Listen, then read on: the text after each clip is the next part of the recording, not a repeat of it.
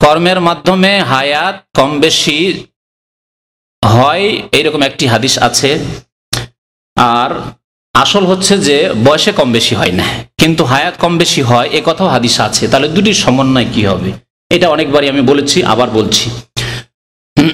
প্রথম কথা, মত হবে। আপনি যতই কর্ম করেন না কেন, নবী করিম সাল্লাল্লাহু আলাইহি ওয়াসাল্লামের চাইতে ভালো কর্ম আর কার হইতে পারে? তার কি ইন্তেকাল কি ঠেকাতে পেরেছে কোনো কিছুতে? কর্মে না, সাহাবায়ে কেরামের। তাহলে মত হবে। কিন্তু কিছু উলামাদের নিকটে এরকম আছে যে তকদির দুই প্রকার, ভাগ্য। এক হচ্ছে যে অকাট্য তকদির, আপনার অমুক দিনে মত হবে, এতে কর্ম দিয়ে আপনার মতে বিলম্ব হবে না। কিন্তু আরেক তকদিরের ভাগ করেছেন, তার তাকদির মুআল্লাক, মানে শর্ত সাপেক্ষ তকদির। আল্লাহ পাক তকদিরে লিখে রেখেছেন যে এই লোকটি আজকে যদি দান খেরাত করে বা ফজর নামাজ পড়ে যদি কাজে বেরোয়, তাহলে তার গাড়ি অ্যাক্সিডেন্ট হবে কিন্তু সে বেঁচে যাবে, তার সাথী সঙ্গে অনেকে মারা যাবে, সে বেঁচে যাবে। আর যদি সেই দিন ফজর নামাজ না পড়ে অথবা দান খেরাত করেনি, হয়তো জরুরি কাজ কিছু করেনি, গুনার কাজ করে বেরিয়েছে, শেষে মরে গেল, অ্যাক্সিডেন্ট হয়ে মরে গেল।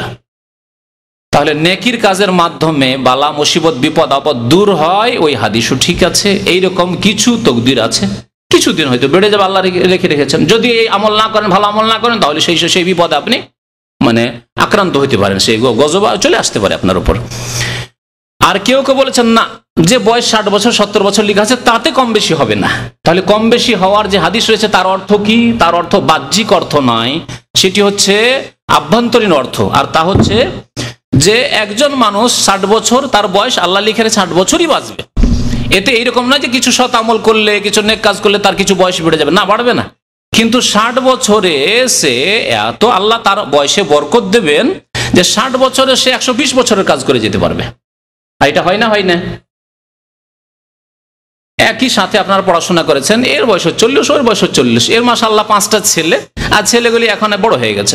আর একজন দেখা 40 বছর এখন বিয়ে করতে পারেনি। চোখের সামনে উদাহরণ দেখাচ্ছে।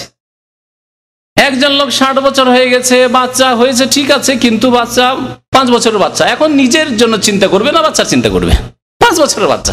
আর একজন 60 বছর বয়সে দেখছে আমার ছেলে মাশাআল্লাহ কাজে লেগে গেছে, আমাকে বলছে আব্বা আপনার কাজ করতে হবে না, আপনি বাড়িতে বসেন, আল্লাহ বিল্লাহ করেন, মসজিদ আর বাড়ি আমরা রুজি রোজগার আমরা করেছি, ভাগ্যবান, কাজে বরকত। ইমাম নওয়াবী রাহমাতুল্লাহ, এটা দুনিয়ার ক্ষেত্রে আমি উদাহরণ দিলাম। দিনের ক্ষেত্রে ইমাম নওয়াবী রাহমাতুল্লাহ মাত্র 45 বছর বেঁচেছেন। 45 বছর বয়স, মানে আমাদের মতো বয়স। এই বয়সে ইন্তেকাল করেছেন তিনি, ইমাম নওয়াবী রাহমাতুল্লাহ আলাইহি। কিন্তু তার কিতাব, বহু কিতাব তার আছে, রিয়াজুস সালেহিন, 40 হাদিস, এগুলি ছোট কিতাব যেগুলি আপনারা দেখেন। মুসলিম শরীফে ভাষ্য আছে বিরাট। ফিকহের কিতাব রয়েছে কয়েক খণ্ড রয়েছে, 2টি কিতাব রয়েছে ফিকহের উপরে, এছাড়াও বহু কিতাব রয়েছে। তাহলে এদেরকে আল্লাহ 45 বছরের বয়সে কত আল্লাহ বরকত দিয়েছিলেন, 200 বছর বেঁচে আমরা করতে পারবো না। কেউ 200 বছর 400 বছর বেঁচে ওই খেদমত করতে পারবে না যে লোকটি 60 বছরে করলো। তো এইভাবে 60 বছরই বাঁচলো, কিন্তু কাজ করলো 100 বছরে, 200 বছরে। ইমাম বুখারী রাহমাতুল্লাহ আলাইহি যে কাজ করেছেন, মাত্র 56 বছর বয়সে ইন্তেকাল করেছেন, বা এরকমই কি 56-58। তাহলে এইরকম বয়সে যে মারা গেলেন, 60-এর মধ্যে ছিলেন তিনি। তাহলে এই বয়সে যে মারা গেলেন তিনি কত কাজ করেছেন চিন্তা করুন তো। ইমাম বুখারী শরীফ আজকে কোরআনের পরে সেই কিতাবের স্থান। আমাদেরকে 1000 বছর বয়স দিলে হয়তো তৌফিক হবে না। তাহলে এই হচ্ছে বয়সের বরকত।